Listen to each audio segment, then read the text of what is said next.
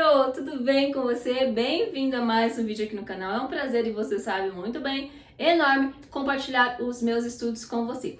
No vídeo de hoje eu dou sequência ao vídeo onde nós conversamos um pouquinho sobre tendências pedagógicas. No primeiro vídeo nós falamos um pouquinho das tendências pedagógicas liberais, ou seja, a tradicional, a renovada não diretiva e a tecnicista. E hoje nós vamos falar e entender um pouquinho sobre as tendências pedagógicas progressistas. Só fazendo um parênteses antes, o que eu estou compartilhando aqui com você é um estudo bastante raso, tá? Eu não me aprofundei.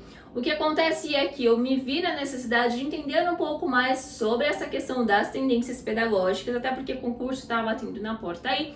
Então eu decidi estudar para entender e já compartilhar com você, certo? Se você tiver interesse e quiser saber profundamente sobre as tendências pedagógicas, sugiro que dá um Google, você vai encontrar aí bastante coisa boa. Outra coisa, embora o assunto aqui seja raso, ele é de uma fonte bastante importante e reconhecida, que é o Libânio, tá bom? Então, fica tranquilo, embora seja pouco e raso, mas assim, se você quer simplesmente entender um pouquinho sobre as tendências pedagógicas, então já vai valer a pena para você, e por isso, então, solicito, por favor, já deixa o seu like, se você ainda não está inscrito já é a hora. Inscreva-se e não esqueça, ativa o sininho para que você possa receber a notificação dos próximos vídeos que sairão por aqui. E sugestões de vídeo também, já deixa aqui nos comentários, certo? Então vamos lá. Primeira tendência pedagógica progressista é a tendência libertadora. E o que significa essa tendência pedagógica libertadora? Vou pegar aqui a minha colinha, porque é muita informação e eu não quero esquecer nenhum detalhe, certo? Essa tendência libertadora também é conhecida, e agora você vai já entender o que eu tô falando, como a pedagogia de Paulo Freire. É aqui embaixo, PF, tá? Então, ó, tendência progressista libertadora, também conhecida como a pedagogia de Paulo Freire. Por que será, né? Segue uma perspectiva aí não escolar. Essa tendência é uma grande crítica, sabe? Uma grande crítica mesmo às tendências pedagógicas tradicional e renovada. Critica piamente, certo? E por que existe essa crítica? Porque a tendência aqui, libertadora, diz que estas duas tendências, elas têm uma visão mais de domesticar os estudantes, entende? Neste sentido mesmo, de domesticar. Então, por isso que existe esse choque. A tendência libertadora é uma educação crítica. Óbvio, se ela está criticando as duas coleguinhas aqui, então ela só pode ser uma tendência pedagógica crítica, tá bom? Os conteúdos a serem ensinados partem de temas geradores, tá? Então, se tem um tema ali, e a partir daquilo é que se vai estudar. Então, esses temas geradores, eles são retirados da realidade dos alunos. É interessante, você pode até falar, ó, mas essa tendência libertadora, ela lembra um pouquinho aqui a renovada. Talvez sim, porque a renovada também parte dos interesses dos alunos, sim. Mas aqui a gente fala em temas geradores, tá? Então, a tendência libertadora, ou a pedagogia de Paulo Freire, ela parte de temas geradores. E todo o conteúdo a ser estudado tem de partir desse meio, do meio em que o aluno está, tá bom? O que vem de fora é considerado invasão, tá? Então, a escola que trabalha a partir dessa perspectiva, ela pensa apenas ali no mundinho dela, digamos assim. Ela não aceita nada que venha de fora, tá? E tem uma essência bastante política. E a gente nem precisava falar isso, né? Quando a gente fala em Paulo Freire, a gente já lembra que Paulo Freire, ele tem muito essa linha, essa perspectiva política, e ele deixa isso muito claro, tá? Que ele fala aí da questão de que os oprimidos precisam abrir os seus olhos para deixarem de ser oprimidos, entende? Né? De tentar lutar contra os opressores. Então, tem uma essência aí totalmente política. O método de ensino, ele parte do diálogo, tá? O diálogo é chave para essa tendência progressista, que é a libertadora. Então, é a partir do diálogo que se vai desenvolvendo, que vai se construindo todo o conhecimento aí do aluno, tá? Então, se pensa muito, se defende muito os grupos de discussão. O professor, e aí na palavra do Libânio, é animador. Ele se coloca na mesma posição dos alunos e interfere somente quando necessário, tá? Então ele fica ali, por exemplo, se você tem um grupo de discussão, você pensa em pessoas sentadas em um círculo e o professor tá ali no meio, os alunos vão discutindo, conversando e o professor só vai dando palpites, vai dando uma encaminhada, por isso de animador, né? De se o assunto de repente morreu, o professor vai lá e opa, traz avante novamente. A aprendizagem, ela acontece por meio da codificação e da decodificação, além da problematização de uma situação específica aí, né, de um tema gerador.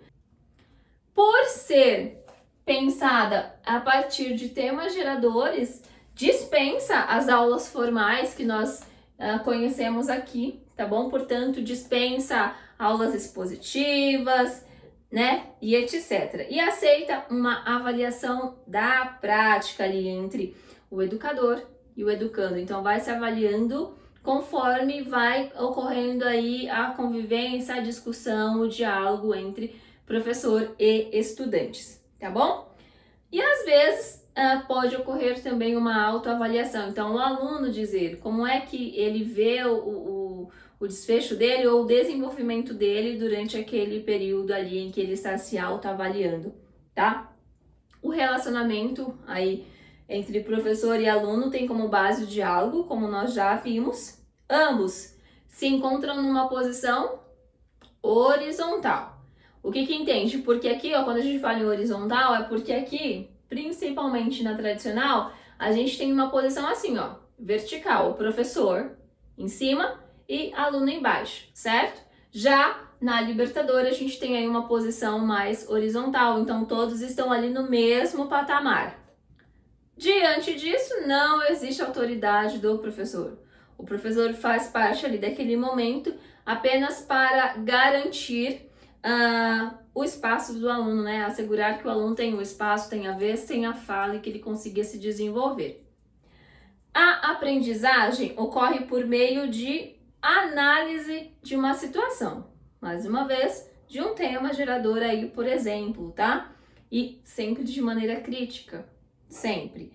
O que se aprende é decorrente da reflexão e da compreensão. Então, escolheu-se um tema gerador, a partir disso conversou-se, discutiu-se, refletiu-se e aí se compreende determinado assunto. E embora a prática libertadora seja pensada para o ensino de adultos, tem sido levada para todos os níveis e modalidades de ensino. Olha, agora eu vou fazer um parênteses, porque você veja bem, pedagogia de Paulo Freire, a gente entende que ele fez um belíssimo trabalho, acredito eu, com os adultos, não é mesmo? E trabalhou a partir mesmo dessa questão do tema gerador, tal, da vivência ali, da realidade, do contexto em que aqueles adultos estavam inseridos. Mas daí trazer isso para dentro da escola, para todos os níveis e modalidades, quando a gente fala em níveis e modalidades, vamos pegar a educação básica, que tem educação infantil, ensino fundamental e ensino médio. E aí eu vou deixar para você refletir um pouquinho, né? Como é de fato que a gente trabalha essa questão? E aí mais uma vez eu volto. No vídeo anterior eu falei para você que a gente consegue perceber agora, entendendo um pouquinho mais sobre essa questão das tendências pedagógicas, que na nossa prática a gente não segue só uma, a gente tem um pouquinho da tradicional, um pouquinho da renovada, um pouquinho da tecnicista e agora um pocão da libertadora. Será que por isso talvez também as coisas estão um pouco complicadas pra gente? O que você acha a respeito disso, Pro? Tô aqui apenas mesmo refletindo agora, pensando, tá? Não é nenhuma posição que eu esteja assumindo aqui, mas é porque Faz sentido para você ou não? Enfim, deixa aqui nos comentários. Seguindo, a gente chega aqui na tendência pedagógica progressista libertária, tá? Cuidado, porque agora nós não estamos mais falando sobre a libertadora, a pedagogia de Paulo Freire, e sim agora estamos falando sobre a tendência libertária. O que acontece? Qual que é a visão? Qual a perspectiva dentro da tendência libertária? Então, primeiro, é uma ideia de liberdade e autonomia, né? Então, pensa assim muito na questão da autogestão, entende? Você se autogerir, seguindo um sentido um pouco mais político. E como tem um pouquinho desse sentido mais político, é conhecida também como pedagogia institucional. Não sei se você já ouviu falar, talvez não tenha escutado falar sobre tendência libertária ou pedagogia libertária, mas talvez pedagogia institucional. São muitos nomes, não são, pro? Chega uma hora que dá até um parafuso a menos na nossa cabeça. Nessa tendência, nós encontramos uma luta em relação à burocracia e à dominação do Estado, tá? Então, por isso que tem essa questão de lutar pela autogestão, autogerir e não depender, por exemplo, de tanta burocracia e do domínio que é o Estado. Isso pensando nas escolas públicas, principalmente, certo? Que responde aí ao Estado diretamente. Depois, as disciplinas não são exigidas. O que importa, na verdade, é o conhecimento, resultado das experiências, tá? Como que isso funciona? Bom, os conteúdos são aqueles que resultam da necessidade e interesse do grupo. Então, percebe, ó, a gente retoma um pouquinho aqui, passou por aqui, né, como tema gerador, e agora a gente chega aqui, parte do interesse do aluno, tá bom? Então, ele não precisa necessariamente seguir todas as disciplinas. O que é que ele quer estudar de fato, e a partir disso é que se vai pensar nos conteúdos, tá? O método de ensino é decidido em grupo, então tudo que for possível e imaginado ser decidido pelo grupo que eu digo, professor e estudantes, vai ser decidido, tá? O que não dá para ser decidido assim, o que não pode ficar a cargo dos alunos é a questão, por exemplo, do ensino base, né? Que nós sabemos aí que nós temos o ensino base, a famosa BNCC, Base Nacional Comum Curricular, então algumas coisas não podem ser mudadas, né? Os alunos não têm também todo esse poder para mudar, então algumas coisas não cabe à decisão dos alunos, certo? E como que funciona esse progresso dos alunos? Como é que eles decidem o que estudar e o que não estudar? Tem aí também alguns passinhos que eu vou te falar agora. Primeiro, os alunos, eles se conectam, se conhecem os assuntos, aquilo que possivelmente poderão estudar, analisar, tá? Feito isso, eles vão se organizar e aí eles decidem o que é que cada um vai fazer. Se vai trabalhar com grupo, cada grupo vai fazer o quê, se vai trabalhar no individual, entende? Isso fica a critério dos alunos. Terceiro passo, eles efetivamente se organizam e decidem, né? Batem o martelo ali no que de fato vai acontecer. E por fim, e quarto passo, eles executam o trabalho deles, eles executam a pesquisa, a apresentação, enfim, o que é que eles decidiram estudar ali e fazer, né? No caso, projeto. Eu acredito que aqui cabe muito a ideia dos projetos. Concorda comigo, Pro? Na relação entre professor e aluno, essa relação interpessoal aí, como que é? Eles são diferentes, tá bom? Professor é professor, aluno é aluno. Entretanto, o professor, ele não fica naquela posição de autoridade. Ele se coloca numa posição de orientador, tá? Olha a diferença aí. Ele vai orientar, então ele se mistura ali nos meios dos alunos, ele passeia, né? Os alunos sabem quem é ele, qual é a posição dele, qual é o papel dele ali, e isso é respeitado, mas ele ainda assim se faz igual no meio dos alunos. O professor nunca será tido como um modelo de autoridade, nesse caso da tendência libertária, tá?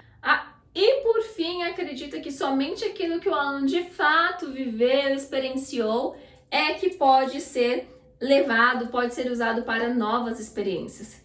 Então, como se assim, olha, se ele vivenciou mesmo, ele aprendeu. E se ele aprendeu, ele vai conseguir levar isso para novas experiências na vida dele, tá? Não faz sentido a avaliação de conteúdo nessa questão da libertária, né? Não faz sentido, porque não tem como você decidir, tal data você vai fazer tal prova, aluno, porque aqui o aluno que está decidindo que ele quer estudar e como é. Não o que ele quer estudar, né? Mas como ele quer estudar. E uma vez que ele faz essa escolha, entende-se que ele é capaz de se desenvolver bem, portanto, se ele está se desenvolvendo, ele está tendo aí um bom desenvolvimento, um bom desempenho, tá?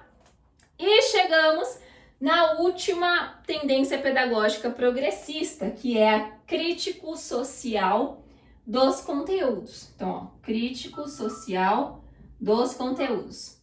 Como que funciona essa tendência pedagógica? Então, vamos lá o papel da escola neste contexto aqui, nessa perspectiva, é de preparar concretamente o aluno para viver em sociedade, tá? Então percebe que aqui não fala mais agora de preparar o aluno para a mão de obra, não.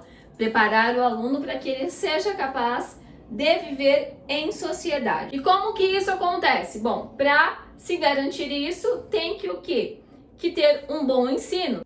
Os alunos precisam se apropriar dos conteúdos escolares, certo? E quais são esses conteúdos? Os conteúdos básicos. E os conteúdos básicos a gente encontra onde? Na BNCC, tá? Aqui não cabe dizer se é bom, se não é bom, se é certo, se é errado. O que cabe dizer é que existe uma base nacional comum curricular e entende-se então que para viver minimamente na sociedade você precisa desses conteúdos base. Com intervenção do professor e participação ativa dos alunos. Então percebe? Aqui, embora se dê muito valor ao conteúdo, como aqui também, mas aqui tanto professor quanto aluno têm um papel ativo. Então ambos vão trabalhar em cima deste desenvolvimento, vão buscar aprender juntos e compreender toda essa questão de conteúdo aí a ser desenvolvida, tá? Os conteúdos já são aqueles reconhecidos como universais, então foi o que eu acabei de falar, a BNCC. E embora fujam talvez de toda a realidade social do aluno, precisam ser ligados à significação humana, ou seja, e aí você pode falar assim, mas você não, né? A gente escuta muito assim, mas a BNCC, ela foge muito da realidade. Como é que eu vou trabalhar isso se meu aluno está inserido em um contexto de miséria, pobre e tal? Sim, isso existe. E aí, como é que nós podemos trazer o conteúdo base para esse contexto do aluno, para que tenha significado, entende? É isso que Libânio fala, pelo menos na minha interpretação. E aí, como que funciona? O conhecimento erudito, que é esse conhecimento já posto, colocado, conhecimento erudito, ele tem de se completar ao conhecimento popular. Então, vamos voltar um pouquinho aqui, ó. A tendência libertadora ou a pedagogia de Paulo Freire defende muito o conhecimento popular, que se deve partir sempre do conhecimento popular. Já a tendência crítico-social dos conteúdos diz o seguinte: não é que uma seja melhor do que a outra, mas uma precisa caminhar juntamente com a outra, tá? Porque se eu tenho um aluno que está em determinada situação, em determinado contexto, mas para que ele possa, por exemplo, avançar na sociedade, ele precisa de outro determinado conhecimento, então isso precisa se juntar, tá? Certo? Que é onde aí entra essa questão de dar significado ao que o aluno está estudando na escola, né? Fazer com que ele compreenda, por que aquilo é importante para ele aprender. Isso segundo que a gente encontra aqui no Libânio. A relação interpessoal aí entre professor e aluno é de troca, certo?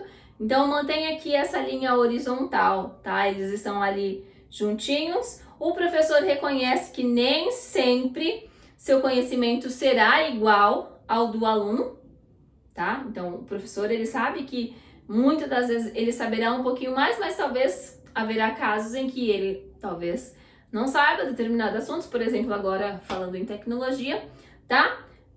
Mas que ele precisa respeitar o aluno dele, entende? Então vamos pegar, por exemplo, uma situação assim, você tem um professor que ele está numa escola particular, onde o público, os estudantes dele, ele tem um conhecimento um pouco mais aperfeiçoado, se é que eu posso dizer assim, e ele também dá aula numa escola pública de uma região bastante periférica que tem um conhecimento um pouco mais inferiorizado.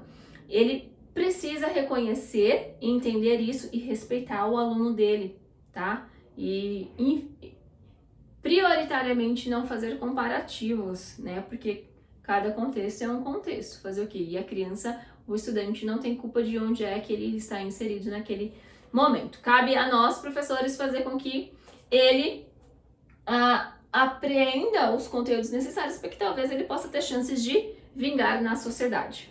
E diante disso, reconhecendo aí que o aluno que está ali na situação um pouco mais inferiorizada, o professor precisa fazer com que o aluno entenda e enxergue que existe uma possibilidade de talvez ele ter uma ascensão. Vai ser fácil? Vai ser igual ao lá da turminha mais bem sucedida? Claro que não. A gente sabe disso, por favor. Existe um nível para utopia, não é mesmo? Né? Um limite, na verdade, para a utopia. Mas é importante mostrar para o aluno que, ó, vamos lutar, né? Vamos caminhar e quem sabe você não consiga. Não serão todos, infelizmente, mas há possibilidade. É importante a gente acreditar nisso. Para que se tenha uma boa aprendizagem aqui, é importante a participação do aluno e essa participação precisa ser uma participação ativa, tá? O processo precisa ser avaliado para servir como comprovação e direcionamento do progresso do aluno. Então, haverá avaliação, mas não para medir o aluno, né? Naquela questão de punição, mas sim para verificar o quanto ele já aprendeu, o quanto ele precisa aprender e se precisa fazer correções aí no meio do caminho, correções, por exemplo, metodológicas, né? Porque aí a avaliação pode mostrar que, ó, o aluno não aprendeu tal assunto, talvez se eu seguir por outro caminho agora, ele consiga aprender, entende? Neste quesito é que se trabalha a avaliação. Então, qual que é o objetivo maior dessa tendência? De democratizar o ensino, né, a aprendizagem, o estudo para as classes, para as camadas mais populares, entende? E não permanecermos naquela ideia de que você nasceu neste lugar e neste lugar você precisa aceitar que você ficará. Não, ela diz totalmente o contrário, né? Você nasceu neste lugar, mas talvez exista caminhos para que você possa sair um pouquinho deste lugar, tá? Então é isso, Pro. Acabamos aqui vendo as tendências progressistas, que são 3: libertadora, pedagogia de Paulo Freire, libertária e a crítico social dos conteúdos. Mais uma vez eu preciso falar, Pro, parece que nós usamos todas as tendências dentro do nosso fazer pedagógico no dia a dia, não parece? O que você acha? Deixa aqui nos comentários para mim. Bem, o vídeo vai ficando por aqui. Eu espero muitíssimo mesmo ter contribuído de alguma maneira. Lembrando que, como eu já falei, aqui é um conhecimento compartilhado bastante raso, porque eu não me aprofundei. Eu peguei aí a essência a partir do que se tem no livro do Libânio, tá bom? Eu espero muito ter contribuído. Se assim o fiz, já deixa o seu like, que é bastante importante. Compartilha aí com as coleguinhas que talvez estejam se preparando para prestar algum concurso aí de professor, seja na cidade de São Paulo, seja em outro município. É um assunto também solicitado. Se você está se preparando para o concurso da cidade de São Paulo, Pro, se prepara comigo, Pro. Venha fazer parte do clube de estudos, tá bom? Vou deixar o link aqui para que você possa conhecer. Lá nós estamos estudando o edital de 2014, que foi o último edital para a PEIF na cidade de São Paulo, tá bom? Lá você encontrará videoaulas, encontrará resumos, encontrará mapas mentais, encontrará simulados e tudo ali andando juntinho, caminhando. Tudo bem, Pro? Se você ainda não me segue no Instagram, @LilaLibório. Eu espero muito te encontrar no próximo vídeo. Um beijo, até mais, tchau!